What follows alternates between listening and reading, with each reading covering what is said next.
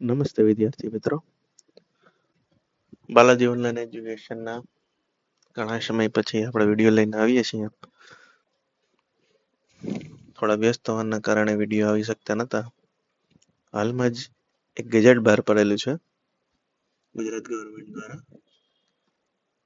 જેમાં પંચાયતમાં જે પણ પ્રકારની રિક્રુટમેન્ટ છે એ રિક્રુટમેન્ટ માટે આપણે એક્ઝામની જે પેટર્ન છે, કયા પ્રકારની પેટર્ન હશે અને એના સિવાય સિલેબસ શું છે એના વિશે માહિતી છે. તો આપણે કોશિશ કરશું કે આ વિડીયોમાં જોઈએ કે શું શું છે. સૌપ્રથમ તો તમે જોશો તો junior clerk total number of marks છે 150 છે અને આવર્સ છે 2 આવર્સ. બરાબર છે. ગેજેટમાં ભૂલ શું છે ટોપિકમાં? General knowledge and general awareness. બરાબર. ટોટલ 70 માર્ક્સનું. મીડિયમ ગુજરાતી ગ્રામર ટોટલ 20 માર્ક્સનું. ઇંગ્લિશ લેંગ્વેજ ઇંગ્લિશ ગ્રામર 20 માર્ક્સનું. મેથેમેટિક્સ રીઝનિંગ ડેટા ઇન્ટરપ્રિટેશન 40 માર્ક્સનું. બરાબર. તો આપણે અહીં એનાલિસિસ કરવાની કોશિશ કરશું કે ભાઈ ઓવરલેપ ક્યાં થાય છે ટોપિકમાં. માની લ્યો કે હું કોઈ નોન ટેક ફિલ્ડમાંથી છું તો હું કઈ આપી શકું? જુનિયર ક્લાર્ક આપી શકું, વિલેજ પંચાયત સેક્રેટરી એટલે કે તલાટી આપી શકું. બરાબર છે. તો લગભગ સિલેબસ લગભગ શું સેમ જ છે સિલેબસ. તો એકની તૈયારી કરું અને બેની તૈયારી મારે થઈ સાથે. બરાબર છે.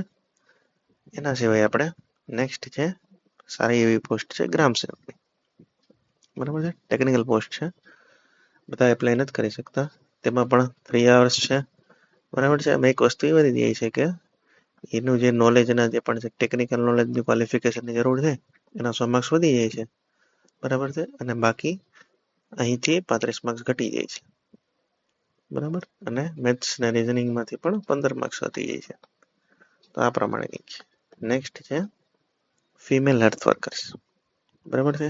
એમાં પણ સેમ છે 200, અહીંથી ઘટ્યા 35. બરાબર.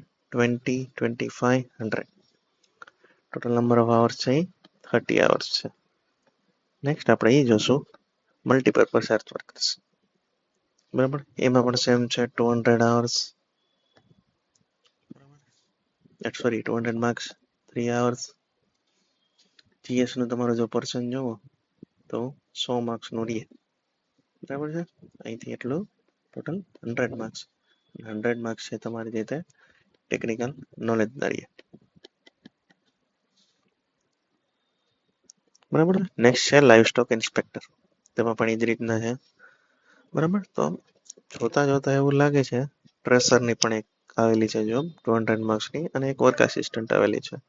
વર્ક આસિસ્ટન્ટ છે એ સિવિલ એન્જિનિયરિંગ રિલેટેડ છે. બરાબર છે. તો બે મુદ્દા છે. એક તો જીએસ જનરલની જે આવે છે એ બે એક્ઝામ, જુનિયર ક્લાર્ક, તલાટી. બરાબર છે. નેક્સ્ટ છે ગ્રામ સેવકની બધી તે ટેકનિકલ નોલેજ માંગે છે. ટૂંકમાં કહેવાનો મિનિંગ એમ છે કે સારી એવી પોસ્ટ આવેલી છે અને તૈયારીમાં લાગી જાયજો.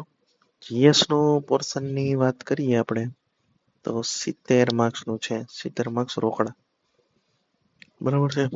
કોશિશ એવી કરજો કે 70 માંથી 50 થી 60 જેવું થઈ શકે. નેક્સ્ટ આપણે થોડુંક હજી ડેપ્થમાં જઈએ તો શું માની લો કે મેથ્સ અને રીઝનિંગમાં શું પૂછાશે. તમને એક લાઈનમાં કહી દીધું જનરલ મેન્ટલ એબિલિટી અને જનરલ ઇન્ટેલિજન્સ. નેક્સ્ટ હિસ્ટ્રી ઇતિહાસમાં ભારત અને ગુજરાતનો. બરાબર છે. ગેજેટ હોય એટલે એમાં વધારે પડતું પાઠ પણ ન હોય. બરાબર. પછી આ વારસો છે. નેક્સ્ટ છે જીઓગ્રાફી એટલે કે ભૂગોળ. સ્પોર્ટ્સ અલગથી આપેલું છે ટોપિક કરીને. પછી ભારતીય બંધારણ અને પંચાયતી રાજ. બરાબર. આ પંચાયતી રાજ. પછી સ્કીમ્સ ગુજરાત સ્ટેટની ને યુનિયન ગવર્મેન્ટ. બરાબર. કરંટનો જ ભાગ છે. પછી ઇકોનોમી પણ એક પાર્ટ છે. આનો એક પાર્ટ છે ઇકોનોમી પણ આપણે. નેક્સ્ટ છે જનરલ સાયન્સ, એન્વાયરમેન્ટ. એન્વાયરમેન્ટના પોઈન્ટ ઓફ વ્યૂથી વધારે. ઇન્ફોર્મેશન એન્ડ ટેકનોલોજી, કઈ ટેકનોલોજીમાં નવું એડવાન્સમેન્ટ થયું છે એ પણ કામ. અને કરંટ અફેર, રિજનલ, નેશનલ અને ઇન્ટરનેશનલ. રિજનલ એટલે કે આપણે જે સ્થાનિક જે થતા હોય, નેશનલ એટલે કે દેશમાં, અને ઇન્ટરનેશનલ. અને બધું કેમાં હશે? MCQ. તો એક નાની ઇન્ફોર્મેશન હતી ગેજેટને રિલેટેડ, જે આપણે જોઈ શકીએ છીએ. તો તમારે મને જોવા જાવ તો મોરલેસ જે તમારી જે મોટી જે ભરતી આવશે તલાટી અને પંચાયત, 6-7 હજાર આશરે 6,000 to 7,000 ની ભરતી આવે છે. તૈયારીમાં લાગી જાઓ. માની લ્યો કે PSI કોન્સ્ટેબલમાં રનિંગ પાસ થઈ અને હવે આગળ શું કરશો? તો આગળ ઘણું બધું મોટું છે, બરાબર છે. એક્ઝામ મારે પાસ કરવી છે તો મારે શું જરૂર પડે? મેઇન તો NCERT. કોની? NCERT ભારત સરકાર, ગુજરાત સરકાર બહાર પાડે જ છે. એના માટે તમારે કોઈ અન્ય પબ્લિકેશનની બુકની જરૂર નથી. હજી કહું છું નથી, બરાબર છે. NCERT માંથી બેઠા question line by line exact line ઉપાડેલી કોપી પેસ્ટ. પેપર સેટર એટલે આડસોડું છે, સીધે સીધી કોપી પેસ્ટ કરે છે, બરાબર છે. તો મૂર્ખ જ હશે જે NCERT નહીં કરે, બરાબર. બીજું શું કરવાનું? જેટલા પણ પેપર થયા છે એના PYQ એનાલિસિસ કરવાના, બરાબર. NCERT થઈ ગયું, PYQ એનાલિસિસ થઈ ગયું, અને પછી કોન્સેપ્ટ એપ્લાય કરતા શીખજો. ફોર એક્ઝામ્પલ કે તમે આજે બૌદ્ધ અને જૈન વાંચ્યું છે તો એના PYQ માં એટેમ્પ્ટ કરતા શીખજો. આ નહીં કરો તો બધું નકામું છે. લેક્ચર માત્ર ને માત્ર મજા કરવા માટે હોતા નથી, અથવા તો તૈયારી માત્ર ને માત્ર મજાક કરવાની હોય, પણ મોરલેસ એક લિમિટ હોય. એ લિમિટની બહાર તમે જાઓ તો તમારા ઘરે પેરેન્ટ્સ છે, એમને તમારે સપોર્ટ કરવાનો છે, બરાબર છે. તો કહેવાનો મિનિંગ શું કે એક વખત NCERT ની ફર્સ્ટ રીડિંગ કરો, બરાબર છે. પછી શું કરો તો કે PYQ એનાલિસિસ કરો, પછી એને એપ્લાય કરો, પછી ચેક કરો, એક બુક બનાવો, બરાબર છે. Mistakes copy book.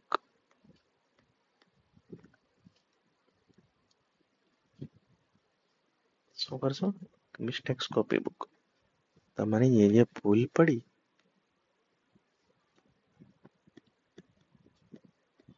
એ તમે મિસ્ટેક કોપી બુકમાં લખતા જાઓ. માની લો કે કઈ તમને યાદ નથી રહેતું, ડેટ નથી યાદ રહેતી, રાજા નથી યાદ રહેતો, અનુચ્છેદ તો એમાં લખો, રોજ એને વાંચો, બરાબર છે. પાછું એક સેકન્ડ રીડિંગ NCERT નું કરો. કેમ સાહેબ ઘડીએ ઘડીએ NCERT આવે છે? NCERT આવશે ઘડીએ ઘડીએ, તમને NCERT થી જ બધું થશે.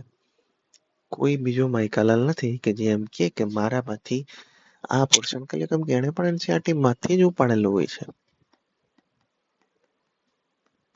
બરાબર છે. એટલે તમારી મોજ મજા ને તમારા મનોરંજન માટે તમારું ભવિષ્ય બગાડશો નહીં, બરાબર છે. બીજું રીડિંગ કર્યું, ફરીથી PYQ કર્યા, PYQ કરો, અને પછી એને પાછો શું કરો કે ભૂલ પડી તો આ બુકમાં લખતા જાઓ. એટલે સાયકલ તમારી કેવી થશે?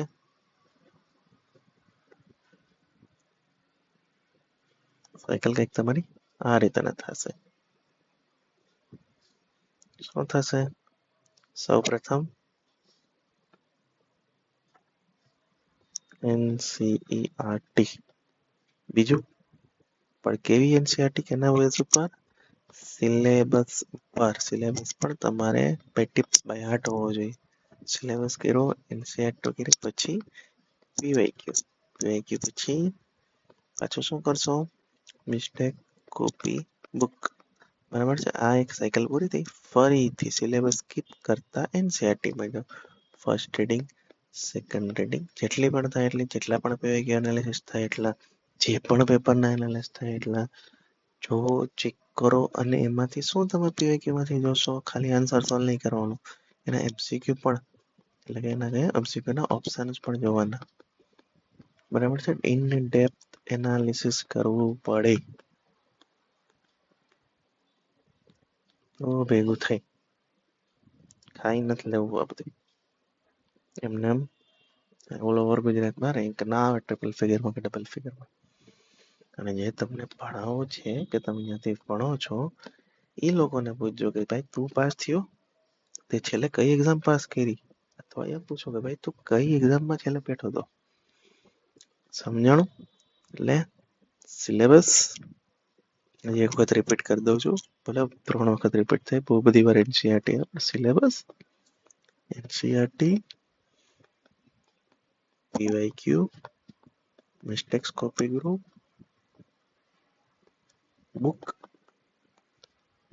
પાછું રિપીટ સ્ટેપ 2. બરાબર છે.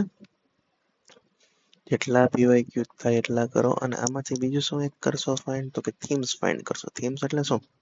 ફોર એક્ઝામ્પલ 1857 નો વિપ્લવ. બરાબર છે. થીમ્સ એટલે શું? ફોર એક્ઝામ્પલ મૂળભૂત અધિકારો, આ એક થીમ થઈ. અને તમે પૂરેપૂરી કરો.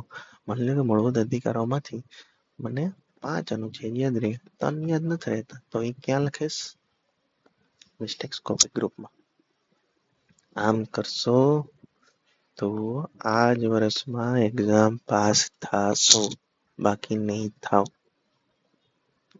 ખરાબ લાગે કે મહેનત કરશો ને થાશો, ભાઈ મહેનત બધાય કરે છે, આખો ગુજરાત મહેનત કરે છે, પણ તમારે શું કરવાનું છે? Smart work. તમે 15 પ્રકારની બુક વાંચશો, કેટલી? 15 પ્રકારની. એની સામે એનસીઆરટી વાંચશો. કઈ બેસ્ટ છે? આ. કેમ બેસ્ટ છે? બધા 15 પ્રકારની બુક એફોર્ડ કરી શકશે? બધાના મમ્મી પપ્પા એટલા પૈસા વાળા છે? આ કે ના? તો કે ના, ઓબ્વિયસલી છે. તો કઈ બુક સૌથી વધારે એક્સેસિબલ છે? એનસીઆરટી. ઓકે, તો બેસ્ટ ઓફ લક એવરીવન ને. બી હેપી. બરાબર છે. ક્લિયર રાખો તૈયારી.